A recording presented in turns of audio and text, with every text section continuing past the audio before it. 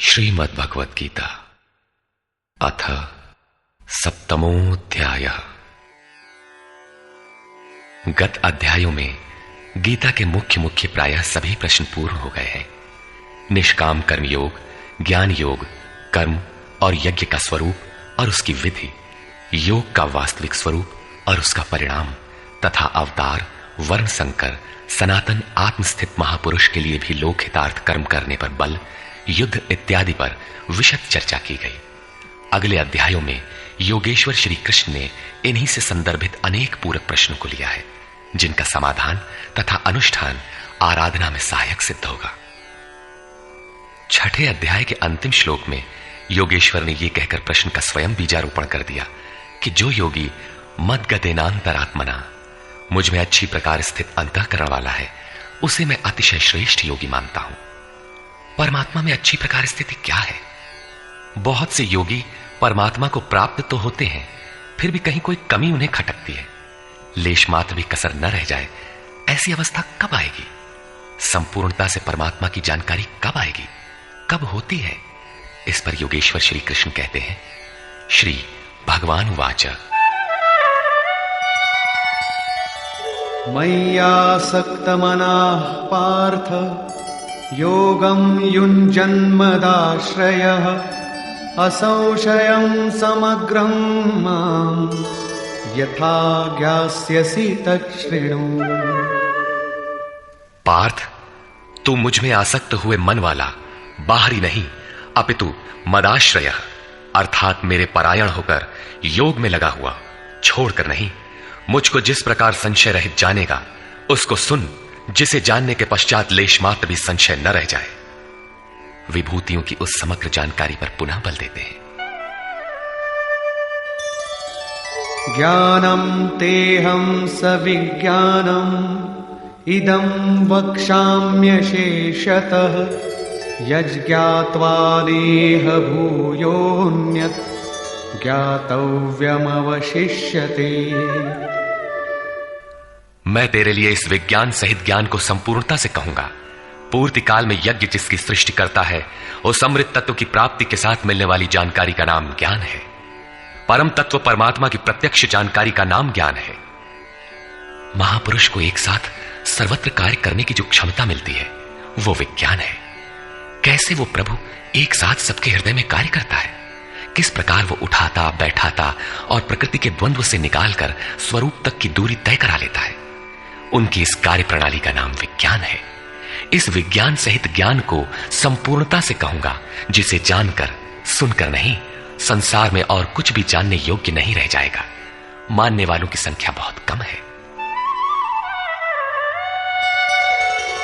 मनुष्याणां सहस्रेषु कश्चिद्यतति सिद्धये यततामपि सिद्धानां कश्चिन्मां वेत्ति तत्वतः। हजारों मनुष्यों में कोई ही मनुष्य मेरी प्राप्ति के लिए यत्न करता है, और उन यत्न करने वाले योगियों में भी कोई विरला ही पुरुष मुझे तत्व अर्थात साक्षात्कार के साथ जानता है। अब समग्र तत्व है कहां? एक स्थान पर पिंड रूप में है अथवा सर्वत्र व्याप्त है? इस पर योगेश्वर श्री कृष्ण कहते हैं, भूमिरापो नलो वायुः खं मनो बुद्धिरेव च अहंकार इतीयं मे भिन्ना प्रकृतिरष्टधा। अर्जुन, भूमि, जल, अग्नि, वायु और आकाश तथा मन, बुद्धि और अहंकार, ऐसे ये 8 प्रकार के भेदों वाली मेरी प्रकृति है। ये अष्टधा मूल प्रकृति है। अपरेयमितस्त्वन्या प्रकृतिं विद्धि मे परा जीवभूतां महाबाहो ययेदं धार्यते जगत्। इयम अर्थात ये 8 प्रकारों वाली तो मेरी अपरा प्रकृति है, अर्थात जड़ प्रकृति है। महाबाहु अर्जुन, इससे दूसरी को जीव रूप परा अर्थात चेतना प्रकृति जान, जिससे संपूर्ण जगत धारण किया हुआ है, वो है जीवात्मा। जीवात्मा भी प्रकृति के संबंध में रहने के कारण वो भी प्रकृति ही है। एतद्योनीनि भूतानि सर्वाणीत्युपधारय अहं कृत्स्नस्य जगतः प्रभवः प्रलयस्तथा। अर्जुन, ऐसा समझ के संपूर्ण भूत एतद्योनीनि, इन महाप्रकृतियों से परा और अपरा प्रकृतियों से ही उत्पन्न होने वाले हैं। यही दोनों एकमात्र योनि है। मैं संपूर्ण जगत की उत्पत्ति तथा प्रलय रूप हूं, अर्थात मूल कारण हूं। जगत की उत्पत्ति मुझसे है और प्रलय अर्थात विलय भी मुझ में है। जब तक प्रकृति विद्यमान है तब तक मैं ही उसकी उत्पत्ति हूं, और जब कोई महापुरुष प्रकृति का पार पा लेता है तब मैं ही महाप्रलय भी हूं, जो अनुभव में आता है। सृष्टि की उत्पत्ति और प्रलय के प्रश्न को मानव समाज ने कौतूहल से देखा है। विश्व के अनेक शास्त्रों में इसे किसी न किसी तरह समझने का प्रयास चला आ रहा है। कोई कहता है प्रलय में संसार डूब जाता है, तो किसी के अनुसार सूर्य इतना नीचे आ जाता है कि पृथ्वी जल जाती है। कोई इसी को कयामत कहता है कि इसी दिन सबका फैसला सुनाया जाता है, तो कोई नित्य प्रलय नैमित्तिक प्रलय की गणना में व्यस्त है। किंतु योगेश्वर श्री कृष्ण के अनुसार प्रकृति अनादि है, परिवर्तन होते रहे हैं, किंतु ये नष्ट कभी नहीं हुई। भारतीय धर्म ग्रंथों के अनुसार मनु ने प्रलय देखा था। इसके साथ 11 ऋषियों ने मत्स्य की सींग में नाव बांधकर हिमालय के एक उत्तुंग शिखर की शरण ली थी। लीलाकार श्री कृष्ण के उपदेशों एवं जीवन से संबंधित उनके समकालीन शास्त्र भागवत में मृकंड मुनि के पुत्र मार्कंडेय जी द्वारा प्रलय का आंखों देखा हाल प्रस्तुत है। वे हिमालय के उत्तर में पुष्पभद्रा नदी के किनारे रहते थे। भागवत के 12 स्कंद के 8वें और 9वें अध्याय के अनुसार शौनक आदि ऋषियों ने सूत जी से पूछा कि मार्कंडेय जी ने महाप्रलय में वट के पत्ते पर भगवान बाल मुकुंद के दर्शन किए थे, किंतु वे तो हमारे ही वंश के थे और हमसे कुछ ही समय पूर्व हुए थे। उनके जन्म के बाद न तो कोई प्रलय हुआ और न ही सृष्टि ही डूबी, सब कुछ यथावत है। तब उन्होंने कैसा प्रलय देखा? सूत जी ने बताया कि मार्कंडेय जी की प्रार्थना से प्रसन्न होकर नर नारायण ने उन्हें दर्शन दिया। मार्कंडेय जी ने कहा कि मैं आपकी वो माया देखना चाहता हूं जिससे प्रेरित होकर ये आत्मा अनंत योनियों में भ्रमण करता है। भगवान ने स्वीकार किया, और एक दिन जब मुनि अपने आश्रम में भगवान के चिंतन में तन्मय हो रहे थे, तब उन्हें दिखाई पड़ा कि चारों ओर से समुद्र उमड़कर उनके ऊपर आ रहा है। उसमें मगर छलांगे लगा रहे थे। उनकी चपेट में ऋषि मार्कंडेय भी आ रहे थे। वे इधर उधर बचने के लिए भाग रहे थे। आकाश, सूर्य, पृथ्वी, चंद्रमा, स्वर्ग, ज्योतिष मंडल सभी उस समुद्र में डूब गए। इतने में मार्कंडेय जी को एक बरगद का पेड़ और उसके पत्ते पर एक शिशु दिखाई दिया। श्वास के साथ मार्कंडेय जी भी उस शिशु के उदर में चले गए और अपना आश्रम, सूर्यमंडल सहित सृष्टि को जीवित पाया, और पुनः श्वास के साथ उस शिशु के उदर से वे बाहर आ गए। नेत्र खुलने पर मार्कंडेय ने अपने को उसी आश्रम में अपने ही आसन पर पाया। स्पष्ट है कि करोड़ों वर्ष के भजन के पश्चात उन मुनि ने ईश्वरीय दृश्य को अपने हृदय में देखा, अनुभव में देखा। बाहर सब कुछ ज्यों का त्यों था। अतः प्रलय योगी के हृदय में ईश्वर से मिलने वाली अनुभूति है। भजन की पूर्ति काल में योगी के हृदय में संसार का प्रवाह मिटकर अव्यक्त परमात्मा ही शेष बचता है। यही प्रलय है, बाहर प्रलय नहीं होता। महाप्रलय शरीर रहते ही अद्वैत की अनिर्वचनीय स्थिति है। यह क्रियात्मक है। केवल बुद्धि से निर्णय लेने वाले भ्रम का ही सृजन करते हैं, चाहे हम हो या आप। इसी पर आगे देखें। मत्तः परतरं नान्यत् किंचिदस्ति धनंजय मयि सर्वमिदं प्रोतं सूत्रे मणिगणा इव। धनंजय, मेरे सिवाय किंचन मात्र भी दूसरी वस्तु नहीं है। यह संपूर्ण जगत सूत्र में मणियों के सदृश मेरे में गुथा हुआ है तो परंतु जानेंगे कब? जब इस अध्याय के प्रथम श्लोक के अनुसार अनन्य आसक्ति अर्थात भक्ति से मेरे परायण होकर योग में उसी रूप से लग जाए। इसके बिना नहीं, योग में लगना आवश्यक है। रसोहमप्सु कौन्तेय प्रभास्मि शशि सूर्ययोः प्रणवः सर्ववेदेषु शब्दः के पौरुषं दिशु। कौन्तेय, जल में मैं रस हूं, चंद्रमा और सूर्य में प्रकाश हूं, संपूर्ण वेदों में मैं ओंकार हूं। ओ धन अहम धनकार, स्वयं का आकार हूं, आकाश में शब्द और पुरुषों में पुरुष तत्व हूं, तथा मैं पुण्यो गंधः पृथिव्यां च तेजश्चास्मि विभावसौ जीवनं सर्वभूतेषु तपश्चास्मि तपस्विषु। पृथ्वी में पवित्र गंध और अग्नि में तेज हूं, संपूर्ण जीवों में उनका जीवन हूं और तपस्वियों में उनका तप हूं। बीजं मां सर्वभूतानां विद्धि पार्थ सनातनम् बुद्धिर्बुद्धिमतामस्मि तेजस्तेजस्विनामहम्। पार्थ, तू संपूर्ण भूतों का सनातन कारण अर्थात बीज मुझे ही जान।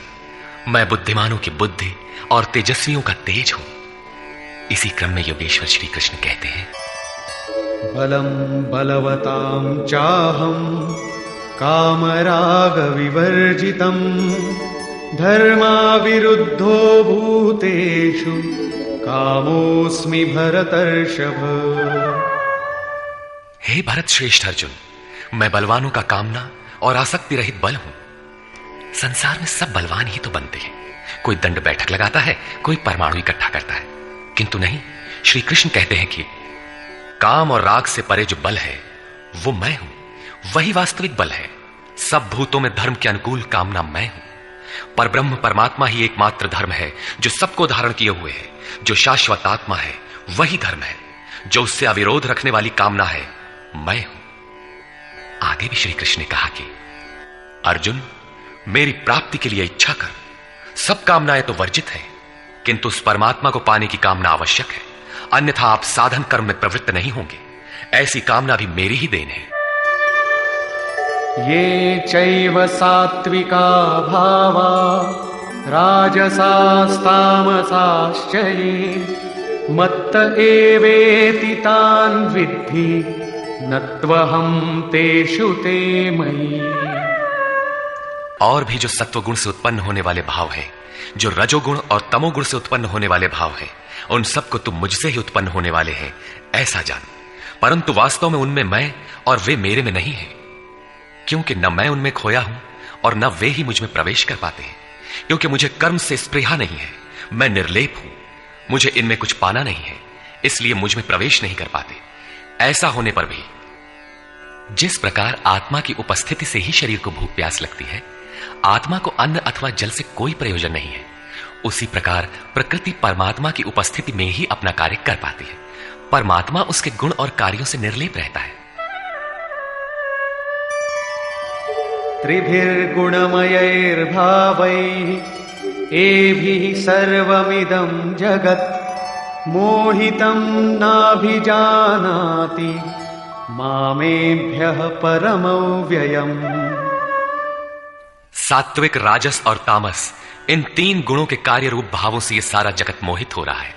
इसलिए लोग इन तीनों गुणों से परे मुझ अविनाशी को तत्व से भली प्रकार नहीं जानते। मैं इन तीनों गुणों से परे हूं, अर्थात जब तक अंश मात्र भी गुणों का आवरण विद्यमान है तब तक कोई मुझे नहीं जानता। उसे अभी चलना है, वो राही है। और दैवी ह्येषा गुणमयी मम माया दुरत्यया मामेव ये प्रपद्यन्ते मायामेतां तरन्ति ते। ये त्रिगुणातीत मेरी अद्भुत माया दुस्तर है, किंतु जो पुरुष मुझे ही निरंतर भजते हैं वे इस माया का पार पा जाते हैं। ये माया है तो दैवी, परंतु अगरबत्ती जलाकर इसकी पूजा न करने लगे, इससे पार पाना है। न मां दुष्कृतिनो मूढ़ाः प्रपद्यन्ते नराधमाः मायया परितज्ञानाः आसुरं भावमाश्रिताः। जो मुझे निरंतर भजते हैं वे जानते हैं, फिर भी लोग नहीं भजते। माया द्वारा जिनका ज्ञान अपहरण कर लिया गया है, जो आसुरी स्वभाव को धारण किए हुए मनुष्यों में अधम काम क्रोधादि दुष्कृतियों को करने वाले मूढ़ लोग मुझे नहीं भजते। तो भजता कौन है? चतुर्विधा भजन्ते मां जनाः सुकृतिनोऽर्जुन आर्तो जिज्ञासुरर्थार्थी ज्ञानी च भरतर्षभ। हे भरत श्रेष्ठ अर्जुन, सुकृतिनः, उत्तम अर्थात नियत कर्म, अर्थात जिसके परिणाम में श्रेय की प्राप्ति हो उसको करने वाले, अर्थार्थी अर्थात सकाम, आर्तः अर्थात दुख से छूटने की इच्छा वाले, जिज्ञासु अर्थात प्रत्यक्ष रूप से जानने की इच्छा वाले, और ज्ञानी अर्थात जो प्रवेश की स्थिति में है। इन चारों प्रकार के भक्तजन मुझे भजते हैं। अर्थ वो वस्तु है जिससे हमारे शरीर अथवा संबंधों की पूर्ति हो। इसलिए अर्थ, कामनाएं सब कुछ पहले तो भगवान द्वारा पूर्ण होते हैं। भगवान श्री कृष्ण कहते हैं कि मैं ही पूर्ण करता हूं, किंतु इतना ही वास्तविक अर्थ नहीं है। आत्मिक संपत्ति ही स्थिर संपत्ति है, यही अर्थ है। सांसारिक अर्थ की पूर्ति करते करते भगवान वास्तविक अर्थ आत्मिक संपत्ति की ओर बढ़ा देते हैं, क्योंकि वे जानते हैं कि इतने ही से मेरा भक्त सुखी नहीं होगा। इसलिए वे आत्मिक संपत्ति भी उसे देने लगते हैं। लोक लाहु परलोक निबाहु, लोक में लाभ और परलोक में निर्वाह, ये दोनों भगवान की वस्तु हैं।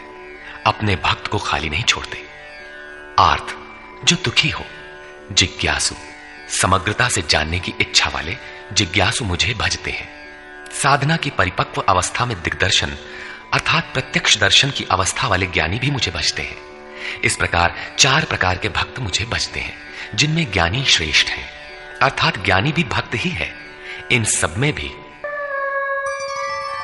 तेषां ज्ञानी नित्ययुक्त एक भक्तिर्विशिष्यते, प्रियो हि ज्ञानिनोत्यर्थम् अहं स च मम प्रियः। अर्जुन, उनमें भी नित्य मुझ में एक ही भाव से स्थित अनन्य भक्ति वाला ज्ञानी विशिष्ट है, क्योंकि साक्षात्कार के सहित जानने वाले ज्ञानी को मैं अत्यंत प्रिय हूं, और वो ज्ञानी भी मुझे अत्यंत प्रिय है। वो ज्ञानी मेरा ही स्वरूप है। उदाराः सर्व एवैते ज्ञानी त्वात्मैव मे मतम्, आस्थितः स हि युक्तात्मा मामेवानुत्तमां गतिम्। यद्यपि ये चारों प्रकार के भक्त उदार ही हैं, कौन सी उदारता कर दी? क्या आपकी भक्ति करने से भगवान को कुछ मिल जाता है? क्या भगवान में कोई कमी है जिसे आपने पूरा कर दिया? नहीं, वस्तुतः वही उदार है जो अपने आत्मा को अधोगति में न पहुंचाए, जो उसके उद्धार के लिए अग्रसर है। इस प्रकार ये सब उदार है। परंतु ज्ञानी तो साक्षात मेरा स्वरूप ही है, ऐसी मेरी मान्यता है, क्योंकि वो स्थिर बुद्धि ज्ञानी भक्त सर्वोत्तम गति स्वरूप मुझ में ही स्थित है। अर्थात वो मैं हूं, वो मुझ में है, मुझ में और उसमें कोई अंतर नहीं है। इसी पर पुनः बल देते हैं। बहूनां जन्मनामन्ते ज्ञानवान् मां प्रपद्यते, वासुदेवः सर्वमिति स महात्मा सुदुर्लभः। अभ्यास करते करते बहुत जन्मों के अंत के जन्म में, प्राप्ति वाले जन्म में साक्षात्कार को प्राप्त हुआ ज्ञानी सब कुछ वासुदेव ही है। इस प्रकार मेरे को भजता है। वो महात्मा अति दुर्लभ है। वो किसी वासुदेव की प्रतिमा नहीं गढ़वाता, बल्कि अपने भीतर ही उस परम देव का वास पाता है। उसी ज्ञानी महात्मा को श्री कृष्ण तत्वदर्शी भी कहते हैं। इन्हीं महापुरुषों से बाहर समाज में कल्याण संभव है। इस प्रकार के प्रत्यक्ष तत्वदर्शी महापुरुष श्री कृष्ण के शब्दों में अति दुर्लभ है। जब श्रेय और प्रेय अर्थात मुक्ति और भोग दोनों ही भगवान से मिलते हैं, तब तो सभी को एकमात्र भगवान का भजन करना चाहिए। फिर भी लोग उन्हें नहीं भजते। क्यों? श्री कृष्ण के ही शब्दों में, कामैस्तैस्तैर्हितज्ञानाः प्रपद्यन्तेऽन्यदेवताः तन्तन्नियममास्थाय प्रकृत्या नियताः स्वया। वो तत्वदर्शी महात्मा अथवा परमात्मा ही सब कुछ है। लोग ऐसा समझ नहीं पाते, क्योंकि भोगों की कामनाओं द्वारा लोगों का विवेक अपहरण कर लिया गया है। इसलिए वे अपनी प्रकृति अर्थात जन्म जन्मांतरों से अर्जित संस्कारों के स्वभाव से प्रेरित होकर मुझ परमात्मा से भिन्न अन्य देवताओं और उनके लिए प्रचलित नियमों की शरण लेते हैं। यहां अन्य देवता का प्रसंग पहली बार आया है। यो यो यां यां तनुं भक्तः श्रद्धयार्चितुमिच्छति तस्य तस्याचलां श्रद्धां तामेव विदधाम्यहम्। जो जो सकामी भक्त जिस जिस देवता के स्वरूप को श्रद्धा से पूजना चाहता है, मैं उसी ही देवता के प्रति उसकी श्रद्धा को स्थिर करता हूं। मैं स्थिर करता हूं, क्योंकि देवता नाम की कोई वस्तु होती तब तो वो देवता ही श्रद्धा को स्थिर करता। सतया श्रद्धया युक्तः तस्याराधनमीहते लभते च ततः कामान् मयैव विहितान् हितान्। वो पुरुष उस श्रद्धा से युक्त होकर उस देव विग्रह के पूजन में तत्पर होता है और उस देवता के माध्यम से मेरे ही द्वारा निर्मित उन इच्छित भोगों को निसंदेह प्राप्त होता है। भोग कौन देता है? मैं ही देता हूं। उसकी श्रद्धा का परिणाम है भोग, न कि किसी देवता की देन। किंतु वो फल तो पा ही लेता है, फिर इसमें बुराई क्या है? इस पर कहते हैं अंतवत्तु फलम तेषां तद्भवत्यल्पमेधसां देवान् देवयजो यान्ति मद्भक्ता यान्ति मामपि। परंतु उन अल्प बुद्धि वालों का वो फल नाशवान है। आज फल है तो भोगते भोगते नष्ट हो जाएगा, इसलिए नाशवान है।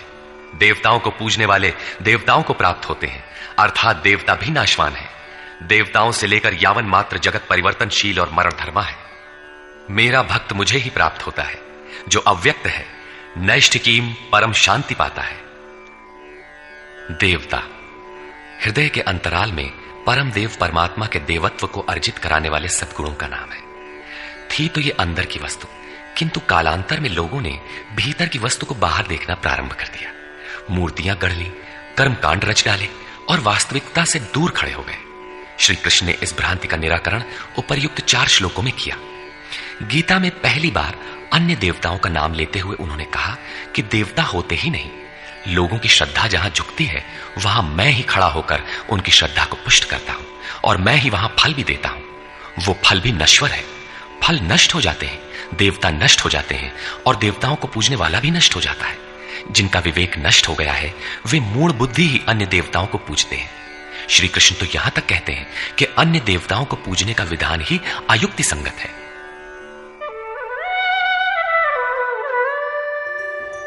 अव्यक्तं व्यक्तिमापन्नं मन्यन्ते माम बुद्धयः परं भावमजानन्तो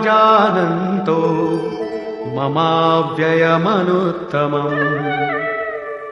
यद्यपि जब देवताओं के नाम पर देवता नाम की कोई वस्तु है ही नहीं, जो फल मिलता है वो भी नाशवान है, फिर भी सब लोग मेरा भजन नहीं करते, क्योंकि बुद्धिहीन पुरुष अर्थात कामनाओं द्वारा जिनका ज्ञान अपहृत हो गया है, वे मेरे सर्वोत्तम, अविनाशी और परम प्रभाव को भली प्रकार नहीं जानते।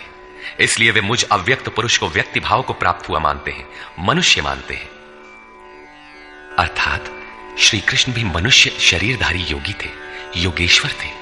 जो स्वयं योगी हो और दूसरों को भी योग प्रदान करने की जिनमें क्षमता हो, उन्हें योगेश्वर कहते हैं।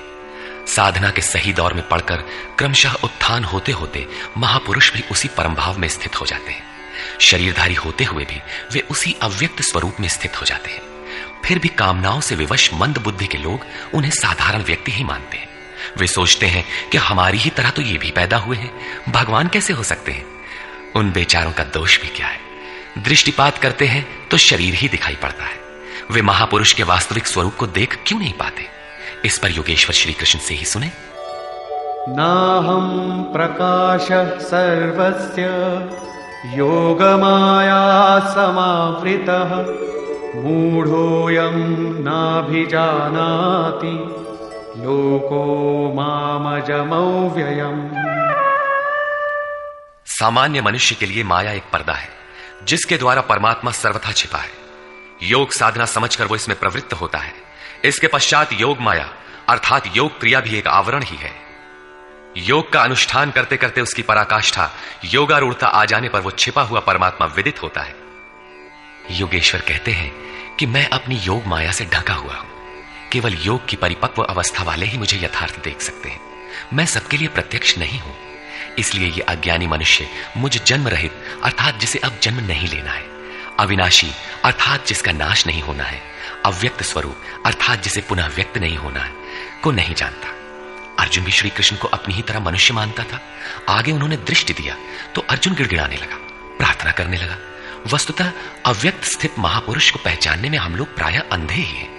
आगे कहते हैं, वेदाहं समतीतानि वर्तमानानि चार्जुन भविष्याणि च भूतानि मां तु वेद न कश्चन। अर्जुन, मैं अतीत, वर्तमान और भविष्य में होने वाले संपूर्ण प्राणियों को जानता हूं, परंतु मुझे कोई नहीं जानता। क्यों नहीं जान पाता? इच्छा द्वेष समुत्थेन द्वंद्व मोहेन भारत सर्वभूतानि सम्मोहं सर्गे यान्ति परन्तप। भरतवंशी अर्जुन, इच्छा और द्वेष अर्थात राग द्वेषादि द्वंद्व के मोह से संसार के संपूर्ण प्राणी अत्यंत मोह को प्राप्त हो रहे हैं, इसलिए मुझे नहीं जान पाते। तो क्या कोई जानेगा ही नहीं?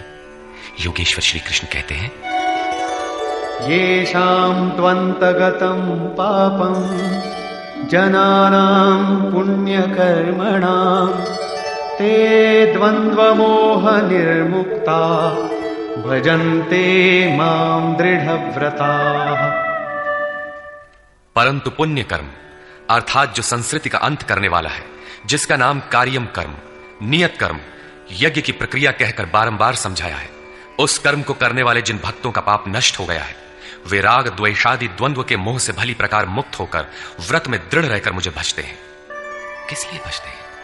जरा मरण मोक्षाय मामाश्रित्य यतन्ति ये ते ब्रह्म तद्विदु कृत्स्नम् अध्यात्मं कर्म चाखिलम्। जो मेरी शरण होकर जरा और मरण से मुक्ति पाने के लिए प्रयत्न करते हैं, वे पुरुष उस ब्रह्म को, संपूर्ण अध्यात्म को और संपूर्ण कर्म को जानते हैं। और इसी क्रम में साधिभूताधिदैवं मां साधियज्ञं च ये विदुः प्रयाण कालेऽपि च मां ते विदुर्युक्तचेतसः। जो पुरुष अधिभूत, अधिदैव तथा अधियज्ञ के सहित मुझे जानते हैं, मुझ में समाहित चित्त वाले वे पुरुष अंतकाल में भी मुझको ही जानते हैं, मुझ में ही स्थित रहते हैं और सदैव मुझे प्राप्त रहते हैं। 26वें 27वें श्लोक में उन्होंने कहा कि मुझे कोई नहीं जानता क्योंकि वे मोहग्रस्त हैं, किंतु जो उस मोह से छूटने के लिए प्रयत्नशील हैं, वे संपूर्ण ब्रह्म, संपूर्ण अध्यात्म, संपूर्ण कर्म, संपूर्ण अधिभूत, संपूर्ण अधिदैव और संपूर्ण अधियज्ञ सहित मुझको जानते हैं। अर्थात इन सब का परिणाम मैं अर्थात सद्गुरु हूं। वही मुझे जानता है, ऐसा नहीं कि कोई नहीं जानता। निष्कर्ष, इस 7वें अध्याय में योगेश्वर श्री कृष्ण ने बताया कि अनन्य भाव से मुझ में समर्पित होकर, मेरे आश्रित होकर जो योग में लगता है, वह समग्र रूप से मुझे जानता है। मुझे जानने के लिए हजारों में कोई विरला ही प्रयत्न करता है, और प्रयत्न करने वालों में विरला ही कोई जानता है। वह मुझे पिंड रूप में एक देशीय नहीं वरन सर्वत्र व्याप्त देखता है। 8 भेदों वाली मेरी जड़ प्रकृति है और इसके अंतराल में जीव रूप मेरी चेतन प्रकृति है। इन्हीं दोनों के संयोग से पूरा जगत खड़ा है। तेज और बल मेरे ही द्वारा है। राग और काम से रहित बल तथा धर्मानुकूल कामना भी मैं ही हूं। जैसा कि सब कामनाएं तो वर्जित हैं, लेकिन मेरी प्राप्ति के लिए कामना कर, ऐसी इच्छा का अभ्युदय होना मेरा ही प्रसाद है। केवल परमात्मा को पाने की कामना ही धर्मानुकूल कामना है। श्री कृष्ण ने बताया कि मैं तीनों गुणों से अतीत हूं, परम का स्पर्श करके परम भाव में स्थित हूं, किंतु भोगासक्त मूढ़ पुरुष सीधे मुझे न भजकर अन्य देवताओं की उपासना करते हैं, जबकि वहां देवता नाम का कोई है ही नहीं। पत्थर, पानी, पेड़, जिसको भी वे पूजना चाहते हैं, उसी में उनकी श्रद्धा को मैं ही पुष्ट करता हूं। उसकी आड़ में खड़ा होकर मैं ही फल देता हूं, क्योंकि न वहां कोई देवता है, न किसी देवता के पास कोई भोग ही है। लोग मुझे साधारण व्यक्ति समझकर नहीं भजते, क्योंकि मैं योग प्रक्रिया द्वारा ढका हुआ हूं। अनुष्ठान करते करते योग माया का आवरण पार करने वाले ही मुझ शरीरधारी को भी अव्यक्त रूप में जानते हैं, अन्य स्थितियों में नहीं। मेरे भक्त 4 प्रकार के हैं: अर्थार्थी, आर्त, जिज्ञासु और ज्ञानी। चिंतन करते करते अनेक जन्मों के अंतिम जन्म में प्राप्ति वाला ज्ञानी मेरा ही स्वरूप है। अर्थात अनेक जन्मों से चिंतन करके उस भगवत स्वरूप को प्राप्त किया जाता है। राग द्वेष के मोह से आक्रांत मनुष्य मुझे कदापि नहीं जान सकते, किंतु राग द्वेष के मोह से रहित होकर जो नियत कर्म अर्थात जिसे संक्षेप में आराधना कह सकते हैं का चिंतन करते हुए जरा मरण से छूटने के लिए प्रयत्नशील हैं, वे पुरुष संपूर्ण रूप से मुझे जान लेते हैं। वे संपूर्ण ब्रह्म को, संपूर्ण आध्यात्म को, संपूर्ण अधिदैव को, संपूर्ण कर्म को और संपूर्ण यज्ञ के सहित मुझे जानते हैं। वे मुझ में प्रवेश करते हैं और अंतकाल में भी मुझको ही जानते हैं, अर्थात फिर कभी वे विस्मृत नहीं होते। इस अध्याय में परमात्मा की समग्र जानकारी का विवेचन है। अतः ओम तत्सदिति श्रीमद्भगवद्गीता सूपनिषत्सु ब्रह्म विद्यायाम योग शास्त्रे श्री कृष्णार्जुन संवादे समग्र बोधः नाम सप्तमोऽध्यायः। इस प्रकार स्वामी अड़गड़ानंद कृत श्रीमद् भगवद गीता के भाष्य यथार्थ गीता का 7वां अध्याय पूर्ण होता है। हरि ओम तत्सत।